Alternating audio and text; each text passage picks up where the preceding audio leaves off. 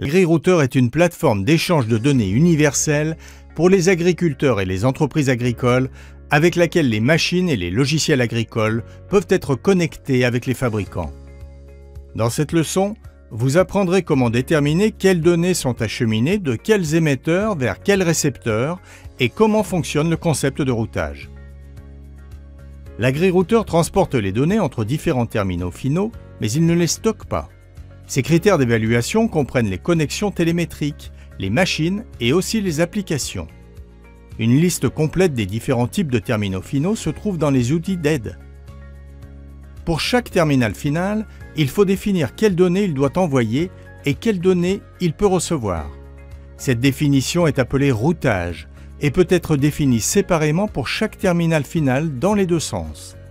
Un terminal final peut donc être à la fois un émetteur de données et un récepteur.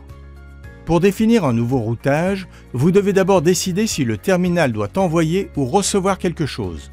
Ensuite, un clic sur le bouton « Plus » sous l'onglet « Routage » suffit pour définir un routage. Sélectionnez maintenant le récepteur ou l'expéditeur comme premier dans la fenêtre contextuelle. Selon le terminal pour lequel vous souhaitez définir une gamme, différents types d'informations sont disponibles pour la sélection.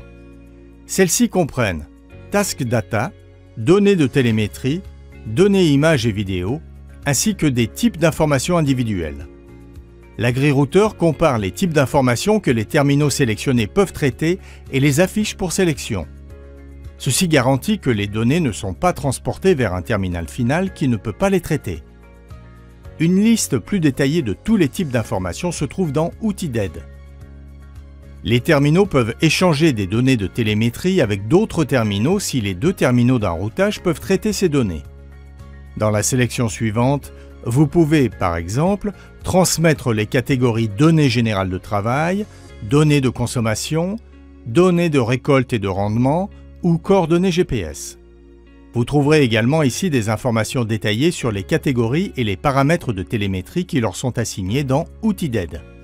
Une fois les routages créés, ils peuvent être gérés comme d'habitude à l'aide des icônes habituelles pour l'édition et la suppression.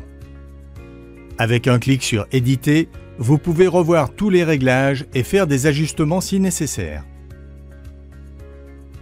Un clic sur « Supprimer » vous permet de supprimer un routage.